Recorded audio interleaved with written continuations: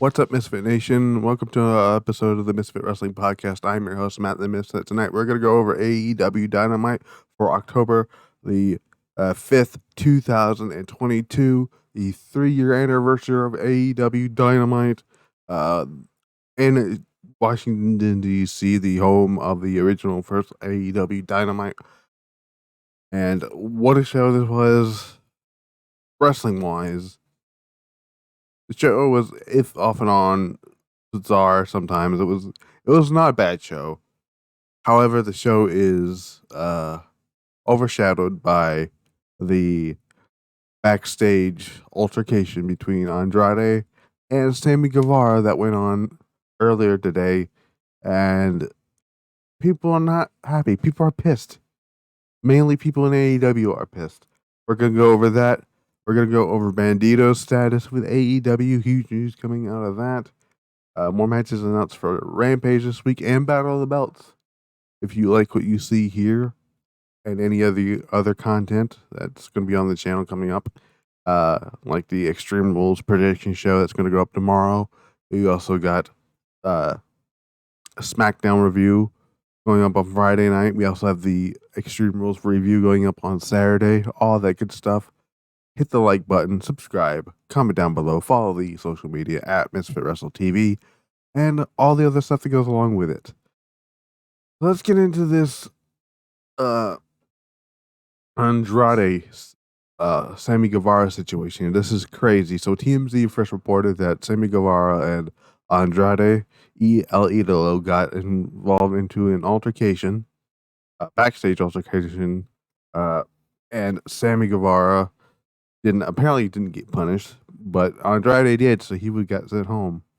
Fightful then backed this up with their own, I guess, report on this. I'm going to read this here straight from Fightful Select. You'll subscribe to Fightful Select. You got some good work going up there. They're going to be hopefully updating the story once they get more information. Another backstage altercation took place at AEW. Sources familiar with the situation claim that at the October 5th episode of AEW Dynamite, there was an altercation between Andrade and Sammy Guevara. The two had taken shots at each other in interviews and on social media throughout the weeks. I'll get into that in a little bit. It came to head at this week's Dynamite. Andrade was removed from his scheduled Mask vs. Career match against Dark Order's 10 on Rampage. The latter remaining on the Rampage schedule in another match, which I would go over that in a little bit. Those that we spoke to say that the verbal altercation then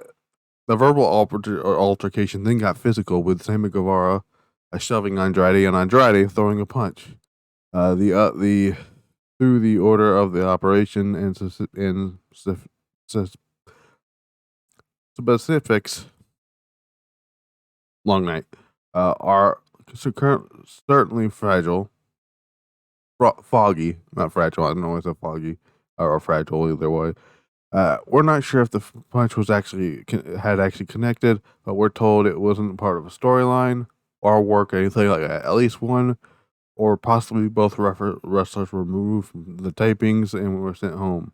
TMZ confirmed this report. Andrade posted on social media, "Respect me and I'll respect you," on social media shortly after. Earlier today, Fightful Select noted that several AEW wrestlers and talent and staff were frustrated by the situation in the light of the locker room being more cohesive than in recent weeks. So there's what Fightful Select had to say about that. Then there was some more added to this blame here. I have to find it here. Give me about a second. Okay, so Team Z then pointed out that several wrestlers are pissed at Sammy for publicly airing and personal and private issues, and things got just boiled over at the arena. That's basically what happened there. So that situation stems from an interview Andrade did with a Spanish outlet, a Lucha Libre outlet, saying, "Okay, so here is what Andrade said to Mas Lucha, which is the outlet that he was on, he said, I learned about the gossip initially via social media. He's talking about the altercation between CM Punk and the Elite, uh, and said, everyone usually stays in the same lane, the same hotel on Wednesday for Dynamite until Thursday after. I trained in the gym, and then a guy reached out to me and asked me if I heard about the altercation. And I was like, "What? When? What happened?" I learned that there was an issue with Kenny Omega and CM Punk, and the two of them have always greeted me well. I have nothing bad to say about either one of them. The same goes for the Young Bucks. Uh, they're good to me, but I did have issue with one wrestler, and his name was Sammy Guevara. So what he said next is what I believe set Sammy off in this tirade of of tweets that are still up here, by the way. So we're gonna read this. I had an issue with him because once he came into the locker room and complained that we hit him too hard. Andrade continued, "It's wrestling. Saw it in the ring. If I hit hard, hit me hard too." I learned that he came in and then he accused me like a little girl. After I learned about it, I spoke to him and asked if he had an issue with me, but he said he did not, and that was that. It it's funny because not even in WWE, Sheamus likes to hit hard and hit and all the respect for him because he loves to hit hard and loves just the strikes. He is wild. Even the Miz likes to throw strikes. Even not even John Cena complained about me. Excuse me. So he did not. So if he did not complain, imagine this kid who's just starting out. Then we go into the thing of good lord. So Sammy Guevara followed up on social media like a fucking weeb and said, just didn't shut his mouth at this point. You're a jobber, favor hire, be grateful, you little bitch. Then Andrade. So Andrade said this. I said it to your face. If you had a problem with me and you said nothing, I won't beat your ass because I'm a professional. Don't be scared. When I say something, I say names, and I'm not scared to be fired. So then Sammy Guevara still decides to follow this up with this because he's a fucking idiot. You didn't say shit to me, you liar. But here's truth, you ungrateful prick. You would be jobless if it wasn't for your father-in-law or your dad-in-law. That you're really mad at me or mad at yourself for failing to get over for a second time. Just to go back to WWE because we all know that's what you want to do, and go fuck off, basically. Then Andrade finishes up with, "Okay, I'm a liar." Laughing face emoji. See you on Wednesday. I'll tell it to your face again, and nothing you say that you do not have a problem with me. Basically, something like that. And that was all like that whole thing is just crazy. So that's the latest there. The match that's now being so Tind is now going to be in a trios match with the Dark Order. He's going to be taking on Death Triangle on Rampage. That's the whole latest thing. The mind-boggling part about this thing is Andrade gets sent home, but Sammy Guevara gets no repercussions here. This is the third time with Sammy Guevara that this dude has gotten in trouble. First time he said that stupid shit about Sasha Banks and then got suspended for it. Rightfully so. Then he said some stupid ass shit to Eddie Kingston. Then Sammy does not get suspended, does not get reprimanded. Not 60 days and nothing like that. No repercussions. But Eddie Kingston, oh, slap him. He gets suspended. Then we get to here, and again, Sammy Guevara does not get suspended, does not get taken off of television. They had this man fucking win the match in the main event. I don't know. Tony Khan needs to either but let somebody else run the show, and then you be the boss trying to defuse any of the problems you have backstage. Because it feels like shit really hit the fan when Cody Rhodes left, and it's just it's just crazy. But that's basically all the news of that whole thing right now as I'm recording this. If anything else comes out, I'll let you guys know. So Andrade and Sammy Guevara. And Andrade kept his word, which is hilarious to me. But let's talk about Bandito. Let's talk about some good news here. Talk about some very good news. So last week, Bandito had a fantastic outing, fantastic main event with Chris Jericho for the Ring of Honor Championship on Dynamite last week. But Dave Meltzer on the Wrestling Observer Radio noted the day after Dynamite that Bandito was offered a contract. Earlier today, Fightful Select put out the report that Bandito has agreed to terms on a contract for AEW. And while there is no confirmation that he signed of a signed deal, it's been previously reported that Bandito, like I said, was offered a deal at last week's Dynamite. Sources close to Bandito says he agreed to terms. So that's a great pickup there for AEW. If he did sign the contract, Bandito's a great talent. Let's just don't book him and don't sign the guy and just never use him, because he did that with Brian Cage, and this is the first time we've seen Brian Cage tonight. So let's lay some Bandito. Reportedly now with AEW. Again, that's a great pickup if that is the case. So yeah, let's go through Dynamite here. Like I said, Dynamite wrestling wise, great matches all through the round.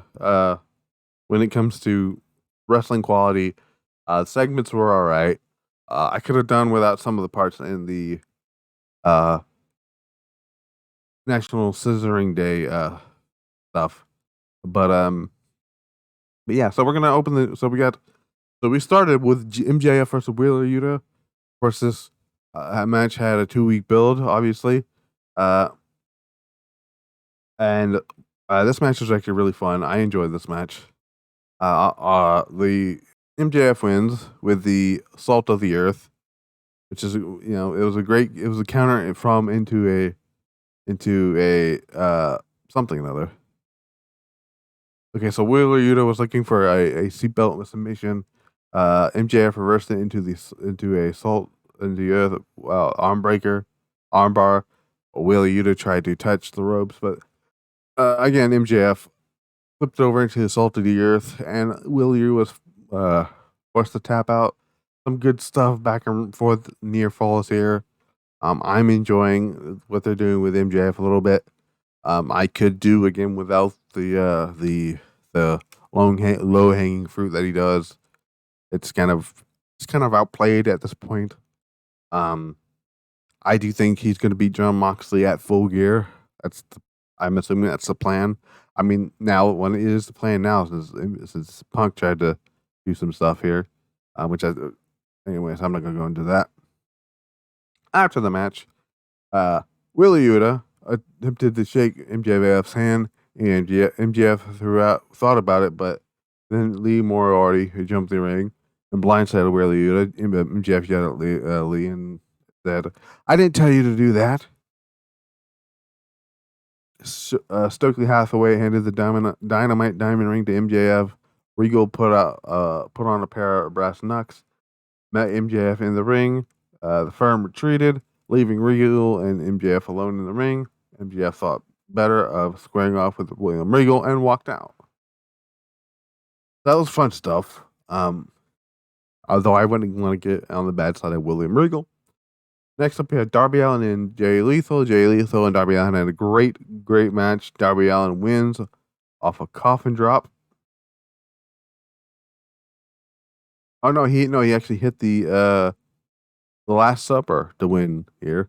Great stuff. Reverse Darby Allin, like I said, reversed a cradle attempt by um, Jay Lethal into the Last Supper, finishing Lethal off.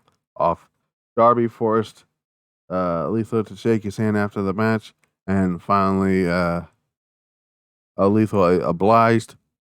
I don't know what we're doing. I don't know what we're showing here. I don't know if this is tease to um, Jay Lethal turning back into a babyface. Who knows? But you never know. Next up, he had a TNT Championship Open Challenge. Wardlow defending against Brian Cage. This is a great big man slapping big meaty man slapping big meaty meat type of match. Hoss fight. Obviously, Wardlow wins with the Symphony Powerbomb for the second time, I believe. Two of them for the win. It's great to see Brian Cage around instead of him just sitting at home doing nothing. Because our Ring of Honor, even though he's supposed to do more in Ring of Honor doesn't really have a television show right now. So, yeah. Out comes the rest of Brian Cage's. Out comes the rest of Brian Cage's posse. Then gets even up by Samoa Joe and FTR, who basically took a shot at Tony Khan at New Japan and said, "Hey TK, we still work for you. Book us, brother." So there is that. The Gates of Agony will challenge FTR at Battle of the Belts on Friday for the Ring of Honor tag team titles. This is going to be the best tag team title match for FTR in months. So here's that, even though it's not the AEW tag team titles, but whatever. Then we had a message from Britt Baker said Saraya will not be competing in AEW. The doctors have not cleared her to compete. So I guess that makes it my house now. Followed by that, we had a trios women's match here. AEW Women's Champion Toni Storm, Athena, and Willow Nightingale with Saraya in their corner taking on Jamie Hayter, Penelope Ford with Kip Sabian, and Serena Deeb with Britt Baker and Rebel. Toni Storm, I'm so happy that she's been wrestling on the show every week since winning the title, and I love seeing that. Jamie Hayter is super over. I said it the other day, or earlier today, somewhere around there. I said, what is it I said? I said AEW's got to pull the trigger on Jamie Hayter soon because she is mega over right now with the crowd. I think Jamie Hayter should be the one. If depending on how long Chris Statler is out for, if Chris Statler is going to be out for a long time, I would say pull the trigger on Jamie Hayter being the one to dethrone Jay Cargill. That's what I'm picking. Jay Cargill to be the one to beat. Or not. Raise that. I'm picking Jamie Hayter to be the one to dethrone Jay Cargill because Jamie Hayter is fantastic.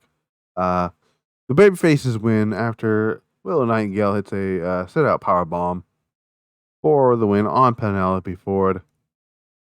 Afterwards, Britt Baker jumps in the ring, gets in the face of Saraya. But Saraya starts getting physical, and they start brawling. Everybody else comes in the ring, starts brawling. So it looks like we are definitely heading in the direction of Britt Baker versus Saraya. It's probably going to happen at Full Gear. It would be Saraya's first match since 2018. I believe 2018, 2017. That's a pretty long time. I believe that would be I'll be in 5 years. So a little bit there. Next up, we had the National Sizzling Days celebration with the AEW Tag Team Champions, the Acclaimed. The Acclaimed comes out. They say AEW now stands for all acclaimed. That's not what it says. They say AEW now stands for Acclaimed every Wednesday. Then Acclaim being over as they are, out comes Swerve Scott. He is, basking in his own glory. Saying all this stuff here, whatnot. Uh, basically, he says he's basically asking for a rematch for the tag team championships. They're gonna get that at some point. But next week it's gonna be in Toronto. It's gonna be Swerve Strickland and Billy Gunn, Magic Daddy Ass, or whatever you want to call him. Mark Sterling, who I love, smart Mark Sterling. He's fantastic. At his job, and I don't know about wrestling, but he's a great character. I love what he does. He interrupts, walked in the ring. Sterling says, "You need to beat me. You need to beat Swerve because you can't do it by yourself. Oh, you need me to beat Swerve because you can't do it by yourself. Uh, let's join together and let me represent you against your fight against Swerve Strickland." So he's still on this ban Swerve Strickland whole ordeal. I don't know why, but okay, okay. Billy and the Acclaim nailed Sterling, rejecting his offer. Then Billy Gunn accepted his challenge, followed by the scissoring thing here. Tony Schiavone interviews Madison Rain, which she's around still, and Sky Blue. Anna Jay and Ty Mello interrupted them. They challenged him to a tag match on Friday, which is and that's gonna happen on Rampage. Then we got Hangman Page versus Roosh with Jose, the assistant. I'm pretty sure Andrade was supposed to be a part of this. For obvious reasons, he's not. This was a fun little match. Roosh, uh,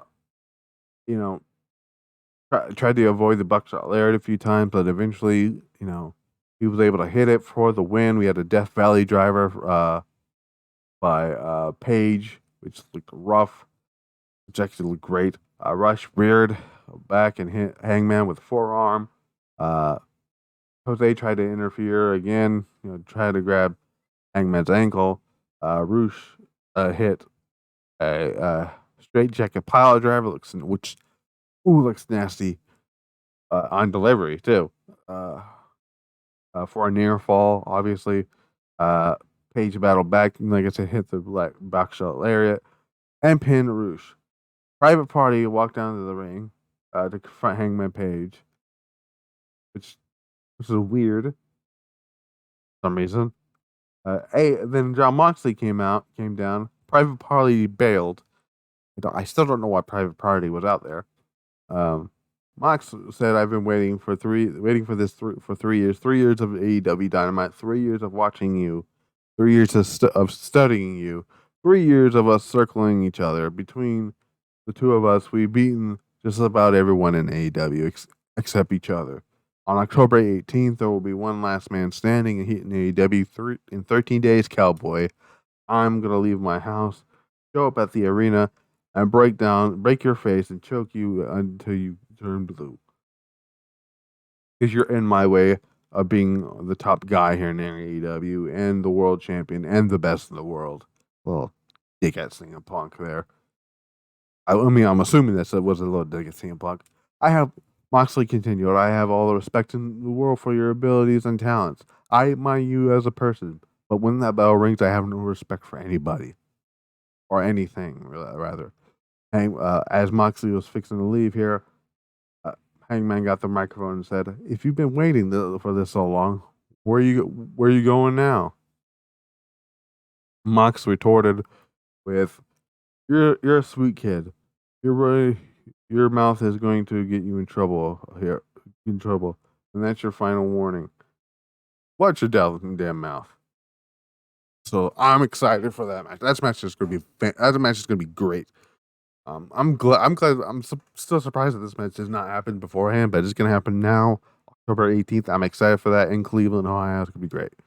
Next up, we had Tony Schiavone backstage with Willow Nightingale, which I'm surprised they still haven't signed her. I mean, I'm so iffy on Willow Nightingale. I don't know why, but I think she's not a bad wrestler. Just I don't know about her gimmick. You know what I'm saying? I don't want people in the comments being like, "Oh, you don't like her because whatever. No, it's just I don't know about. I don't understand her gimmick. I don't mind her as a wrestler. I think she's fine as a wrestler. It's just her gimmick I don't get. Willow says at Battle of the Belts, I'm going to challenge for the TBS Championship. Basically, uh, Jade and the Baddies crash the interview. Willow can't says Jade can't win forever. I still think it should be Jamie Hayter. So I'm hoping that's what they're going to go with. I don't think Willow's beating Jay Cargill on Friday night. Luchasaurus comes out with Christian Cage and murders poor Fuego de Sol. It's Fuego is at the receiving end of getting murdered multiple times already, so it's a normal thing for him. That's all I need to say there. Jungle Boy runs down to the ring, cracks Luchasaurus with a chair into the ribs. Jungle Boy says, "Look at me. You were my best friend in the entire world. After everything we've been through together, you chose him. You broke my heart. But now you're going. Now I'm going to break your fingers. I'm going to break your nose. I'm going to break your arm. I'm going to break you piece by miserable piece until I break you." I was trying to make sure I was saying that correctly. You pick the time, you pick the place. I'll be ready. Not Jungle Boy. I almost said Jungle Kiona too. Shout out to her. She's great. I told you not to come back this week, Jungle Boy, but the time is next Wednesday, live on Dynamite, my hometown of Toronto, Canada. Now they've agreed to it, to the show, I said. So it's gonna be Jungle Boy and Luchasaurus next week. That's gonna be interesting. I'm excited to see where that goes here. Main event time. Actually, let's go through Rampage's updated card here. So Rampage is gonna have a Death Triangle defend the trios titles against the Dark Order. This is happening because of the whole thing with Andrade and Sammy Guevara. Then we have the Varsity Blondes versus Tony Nese and Josh Woods for some reason. Ty-Melo and TJ, basically what they call himself. That's weird. It says Anna J A S. Don't know why it says AS there, but okay. Anyway, Matt versus Master Rain and Sky Blue. We got John Moxley and Claudio Castagnoli and Willie Yuta versus Roosh and Private Party. And then on Battle of the Belts, you got Pac defending the All Atlantic Championship against Trent Beretta. Then you have Willow Nightingale facing Jay Garkill for the TBS Championship. And like I said, the Agony of Fate will take on FTR for the Ring of Honor Tag Team titles. Main event time. ROH Pure Champion Daniel Garcia teamed with America Giant again. Bryan Danielson take on Ring of Honor Champion Chris Jericho and him. This is not a bad match. Jericho Appreciation Society basically win, cheating, obviously. There was a good part in this match where there was a double label lock applied on both Guevara and Jericho, which looked amazing. Garcia is doing some like pile drivers and suplexes on the outside and all that stuff. It was a good shit. At one Garcia hit Sammy with a pile driver, like fantastic. Sammy hit a standing Spanish fly on Bryan Danielson. Sammy peppered Garcia with elbows, all that stuff. The referee was distracted because you have to have a distraction finish in the main event. Jericho nailed Garcia in the head with the Ring of Honor title. Garcia got covered by Sammy Guevara, pinned Garcia for the win. To close AEW Dynamite, that was some choice to have Garcia close the show on that. So that was AEW Dynamite. Fun show when fun show when it comes to the what I'm looking for. Fun show when it comes to the wrestling aspect. The wrestling was like to me was like 7 out of 10. The rest of the show itself was maybe like a 5, 6 out of 10. But that's where I give it for Dynamite tonight. That's all I have here for the Dynamite review. I will see you guys tomorrow for the prediction show for Extreme Rules 2022, and then I'll see you back here on Friday for SmackDown, and I will probably go over the results of Battle of the Belts and Rampage, the match results. Until then, I will see you guys tomorrow for again the Extreme Rules predictions. I have been Matt and the Misfit. Like I said, hit the subscribe button, hit the like button, and the bell notification. The comment down below. Follow the social media at Misfit Wrestle TV. All that good stuff. And I'll see you again, like I said, tomorrow. Peace out.